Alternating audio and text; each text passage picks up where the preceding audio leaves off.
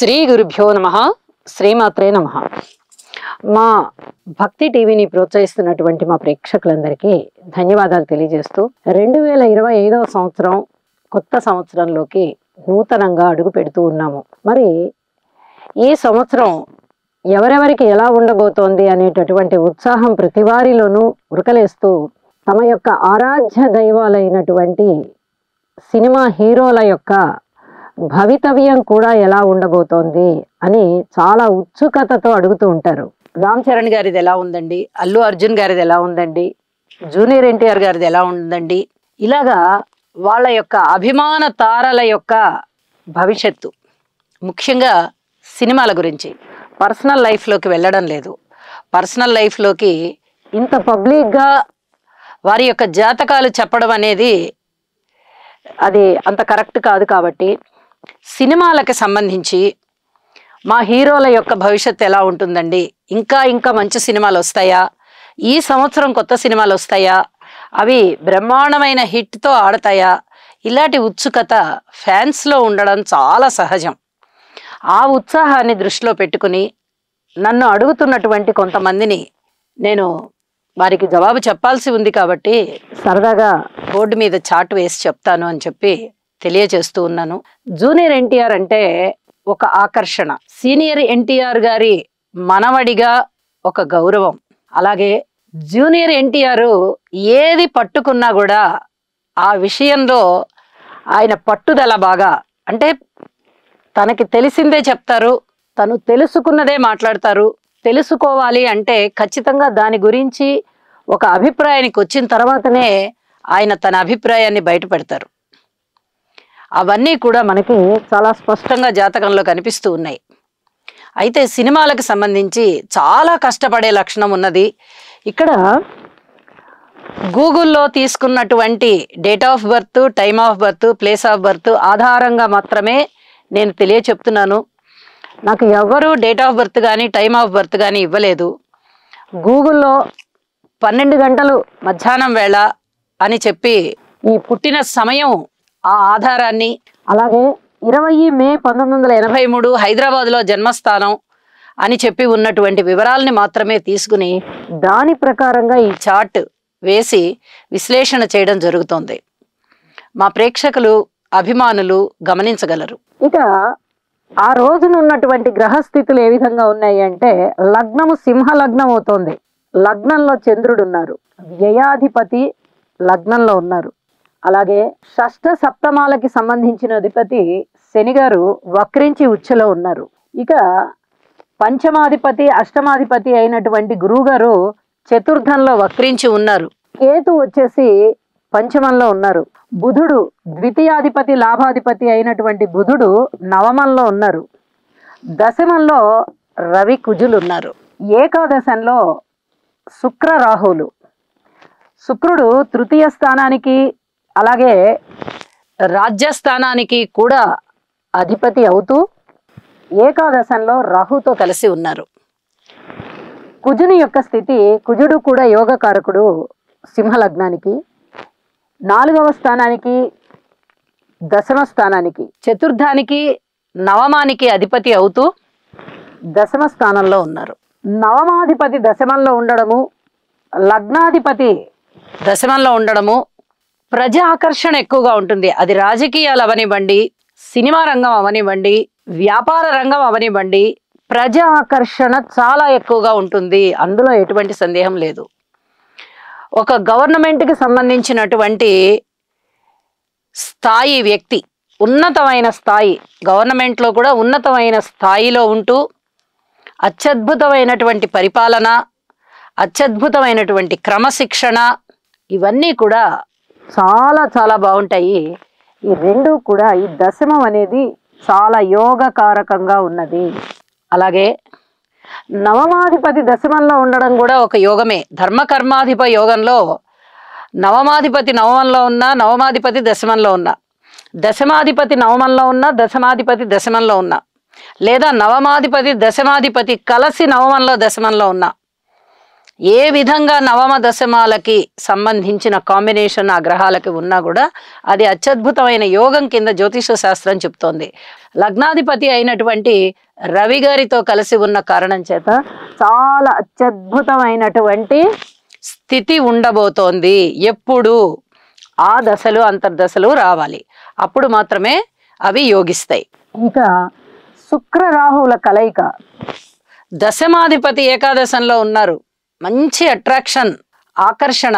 వీరు ఎక్కడ ఉంటే అక్కడ వీరి వైపే చూపు ఉంటుంది, వీరి మాటే వినబడాలి అని అందరూ కోరుకుంటారు. వీరి వ్యక్తిత్వం అంత గొప్పగా ఉంటుంది, సన్మాన సత్కారాలు అందుకుంటారు, చాలా బాగుంటుంది. ఇంకా షష్ఠ సప్తమాధిపతి అయినటువంటి శని గారు ఉచ్చలో ఉన్నారు, వక్రించి ఉన్నారు. అయితే అద్భుతమైనటువంటి పట్టుదల, విక్రమస్థానంలో ఉన్నారు కదా శని గారు. ఇక ఆ పట్టుదల కానీ, అలాగే చంద్రుని యొక్క స్థితి వ్యయాధిపతి లగ్నంలో ఉండడం చాలా అత్యద్భుతమైన స్థితి. ఇది కూడా మంచి కష్టం ఉంటుంది, శారీరక కష్టం ఉంటుంది, దాని ఫలితాలు కూడా చాలా అద్భుతంగా ఉంటాయి. పట్టుదల ఎక్కువగా ఉంటుంది, మంచి జ్ఞానానికి సంబంధించి ఉంటుంది, హృదయం వెన్నపూసలాగా ఉంటుంది. తాను ఎన్ని కష్టాలు పడుతున్నప్పటికీ ఫలితం మటుకు చాలా అత్యద్భుతంగా ఉండాలి అని ఆశిస్తారు. ఉదార గుణం ఉంటుంది. ఇక చాలా అద్భుతమైనటువంటి స్థితి అన్నమాట. ఇలా ఉంటూ ఈ 2025వ సంవత్సరంలో ఏ విధంగా ఉండబోతోంది అని ఒకసారి గ్రహస్థితులను చూస్తే, వీరి యొక్క నక్షత్రం పుబ్బ నక్షత్రం అవుతోంది. పూర్వ ఫల్గుణి అంటారు, పుబ్బ అంటారు. ఇది శుక్ర నక్షత్రం. శుక్ర నక్షత్రం అంటేనే మంచి కళలకి ప్రతీక. ఇంకా ఈయన మంచి అద్భుతమైన కళాకారుడు. కళాకారుల వంశంలో పుట్టడం ఉత్తమోత్తమైనటువంటి జన్మ అని కూడా చెప్పచ్చు. ఎందువల్ల పంచమాధిపతి అష్టమాధిపతి అయినటువంటి గురువు గారు వృశ్చిక రాశిలో ఉన్నారు. అంటే వీరి యొక్క పెద్దలు పైతరాల వాళ్ళల్లో మంచి వేద విద్యలు, జ్యోతిష విద్యలు, మహోన్నతమైన వ్యక్తులు, అలాగే ఏదైనా తపస్సు చేసి ఉన్నవారు, కళలకి అంకితమై ఉన్నవారు, మంచి క్రమశిక్షణ కలిగిన వారు, తాపసులు, ఇలాంటి వాళ్ళు ఉండే అవకాశం ఉంది. వృశ్చిక రాశిలో ఉన్న గురువు గారికి వెనక వంశంలో చాలా గొప్ప వాళ్ళు ఉన్నారు అని చెప్పి మనకి తెలియజేయడం కోసం వృశ్చిక రాశిలో గురువు ఉంటారు. అలాగే ఈ పంచమాధిపతి చతుర్థంలో ఉండడం కూడా ఒక యోగమే. ఇది కూడా అత్యద్భుతమైన యోగం అని చెప్తూ, ఈ గురువు గారి యొక్క దృష్టి రవి కుజుల మీద పడుతోంది, పరిపాలన మీద పడుతోంది. అది ఏ పరిపాలనైనా అవనివ్వండి, అది రాజకీయాలు పరిపాలించవచ్చు, లేదా ఏదైనా వృత్తి ఉద్యోగ వ్యాపారాలని ఎన్నుకొని ఆ రంగంలో పరిపాలనా విభాగం అత్యద్భుతంగా ఉండొచ్చు, లేదా ఇలా సినిమా తీసుకున్నట్టయితే ఒక కళాకారుడిగా చాలా అత్యద్భుతమైన ఆ నిర్వహణ సామర్థ్యం, ఏదైనా పిక్చర్స్ తయారు చేస్తున్నా లేకపోతే డైరెక్షను, ఇట్లాంటివన్నీ ఉంటాయి కదా విభాగాలు, అందులో అది కూడా చాలా అత్యద్భుతంగా నిర్వహించుకుంటారు. అంటే వీరు ఏది చేపట్టినా అత్యద్భుతమే. దానికి తోడు ఇక్కడ నవమాధిపతి కుజుడు కూడా యోగకారకుడు అవుతూ దశమంలో ఉన్నారు కదా. ఇది ఇక ఇప్పుడు ప్రస్తుతం నడుస్తూ ఉన్నటువంటి దశ అంతర్దశలు ఏమిటి అంటే, కుజ మహాదశలో చంద్రుని యొక్క అంతర్దశ. కుజుడు అనగానే ఇప్పుడే చెప్పుకున్నాం మనం, చతుర్థానికి నవమానికి అధిపతి అవుతూ యోగకారకుడైనటువంటి కుజుని యొక్క దశ జరుగుతోంది. కుజుడు వచ్చేసి దశమ స్థానంలో ఉన్నారు. ఇంకా వెనక్కి తిరిగి చూడక్కర్లేదు, అత్యద్భుతమైన స్థితి అది. అలాగే చంద్రుని యొక్క అంతర్దశ, వ్యయాధిపతి అవుతూ ఉన్నప్పటికీ వారు లగ్నంలో ఉన్నారు కాబట్టి ఇది కూడా చాలా మంచి దశ. ఈ కుజ చంద్రులు ఇద్దరు ఇంత బాగుంటూ ఉండగా, కుజుడు కృత్తిక నక్షత్రంలో ఉన్నారు. కృత్తిక అనంగానే రవి గారి నక్షత్రము, రవి అనంగానే లగ్నాధిపతి దశమంలో ఉన్నారు. ఇక వెనక్కి తిరిగి చూడక్కర్లా, ఇది ఒక యోగమే. ఇక చంద్రుని యొక్క అంతర్దశ జరుగుతోంది. చంద్రుడు ఏ నక్షత్రంలో ఉన్నారు? పూర్వ ఫల్గుని నక్షత్రం, అంటే పుబ్బ నక్షత్రంలో ఉన్నారు. శుక్ర నక్షత్రం అది. ఈ కళలకు సంబంధించి ఇవన్నీ శుక్రుడు లాభస్థానంలో ఉన్నారు. మరి రాహుతో కలిసి ఉన్న కారణం చేత ఈ కళలలో చిన్నపాటి అప్ అండ్ డౌన్స్ ఉంటూ ఉంటాయి. అలాగే శారీరక కష్టం ఎక్కువగా ఉంటూ ఉంటుంది. ఇవన్నీ చాలా సహజం. కోట్లు కోట్లు పెట్టి పెద్ద పెద్ద సినిమాలు నిర్మించేటప్పుడు వారికి మెంటల్ టెన్షన్ ఉంటుంది, అలాగే శారీరక శ్రమ ఉంటుంది, నిద్రలేమి ఉంటుంది, ఆహారం సరిగా వేళటికి తినకపోవడం ఉంటుంది. ఇవన్నీ కూడా ఈ శరీరానికి మనసుకి కాస్త హైరాణ కలిగించేవి, అలసట కలిగించే విషయాలే. అవన్నీ కూడా ఉండడం సహజం. ఈ పరిస్థితి ఇలా ఉంటూ ఉండగా ఈ కుజ దశలో చంద్ర అంతర్దశ 19/6/2025 వరకు ఉండబోతోంది. ఆ తదుపరి కుజ దశ అయిపోతుందన్నమాట. అయిపోయి రాహు దశ ప్రారంభం అవుతుంది. ఇక రాహు ఎక్కడున్నారు? శుక్రాచార్యుల వారితో కలిసి లాభస్థానంలో మిత్రక్షేత్రంలో ఉన్నారు. ఇప్పుడు మనము 2025వ సంవత్సరంలో రాహు గారి పరిస్థితి ఏమిటి అని చూస్తే, వారి యొక్క పరిస్థితి మీన రాశిలో ఉంటూ మే 20వ తేదీ నాటికి కుంభరాశిలోకి వస్తుంది. వక్ర స్థానంలో సంచారం కదా, కుంభరాశిలోకి వస్తూ ఉన్నారు. వీరి యొక్క రాశి కానీ లగ్నం కానీ చంద్రుని యొక్క స్థితి సింహ లగ్నము సింహ రాశి కాబట్టి లగ్నానికి సప్తమంలోకే వస్తున్నారు, చంద్ర రాశికి సప్తమంలోనికే వస్తున్నారు. శారీరకమైన శ్రమ ఎక్కువగా ఉంటూ పబ్లిక్ రిలేషన్తో కొంచెం జాగ్రత్తగా ఉండాలి అనేటటువంటి సూచన ఇక్కడ కనిపిస్తూ ఉన్నది. సప్తమంలోకి రాహు వస్తారు కాబట్టి.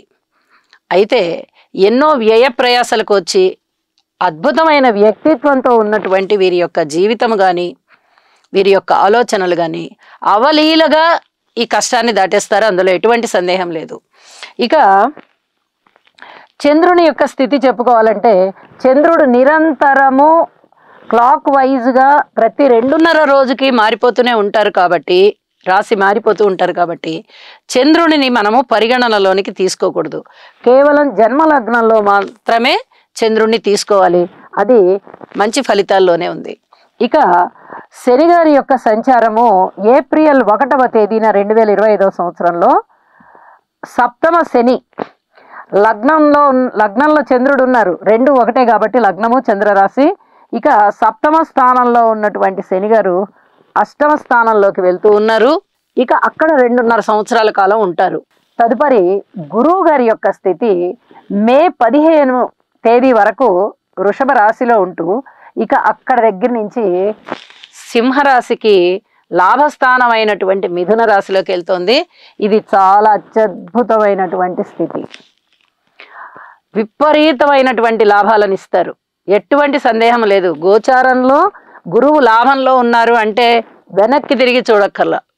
ఎన్ని కష్టాలు రానివ్వండి, సుఖాలు రానివ్వండి, వాటన్నిటినీ తట్టుకొని లాభాలను ఇచ్చేస్తారనమాట. గురు బలం చాలా బాగుంది 2025వ సంవత్సరంలో. ఇక కేతువు గారి స్థితి ఇప్పటి వరకు ద్వితీయ స్థానంలో ఉంటూ ఇప్పుడు రాశిలోకి వెళ్తోంది. రాశిలోకి వెళ్తూ ఉన్నప్పుడు కొంచెం ఏదైనా జాగ్రత్తలు తీసుకోవాల్సిన అంశమే ఉంటుంది. ఆరోగ్యానికి సంబంధించే జాగ్రత్తలు ఉండాలి, మనం ఏదైనా మాట మాట్లాడేటప్పుడు జాగ్రత్తలు ఉండాలి. అయితే వీరికి క్రమశిక్షణ అనేది వెనతో పెట్టిన విద్య. బాల్యం నుంచి ఆ క్రమశిక్షణ ఉంది. ముఖ్యంగా ఈ చంద్ర రాశి అయినటువంటి సింహరాశి ఈ జాతకులకి పబ్లిక్ రిలేషన్ బాగా ఉంటుంది, అడ్మినిస్ట్రేషన్ బాగా ఉంటుంది, నీతి నిజాయితీ ఎక్కువగా ఉంటుంది. అలాగే ప్రతి మనిషిని కూడా చాలా ఆకట్టుకునే స్వభావం ఉంటుంది. ఎక్కువగా మాట్లాడరు, మౌనంగా ఉంటారు. క్రమశిక్షణ ఎక్కువ, ఎక్కడ అన్యాయాన్ని సహించరు. 10 మందికి దాన ధర్మాలు చేసేటటువంటి హృదయం. వారు ధనము రూపకంగా కొంతమందికి సహాయం చేయొచ్చు, కానీ ఈ వృత్తి ఉద్యోగ వ్యాపార వ్యవహారాలను ఇనుమడింపజేసి వారికి జీవితాంతకాలం ఆదాయం ఉండేటట్టుగా చేస్తారు. ఇది సింహలగ్న జాతకులకు కానీ సింహ రాశి జాతకులకు కానీ చాలా అద్భుతమైనటువంటి ఒక ముఖ్య లక్షణం.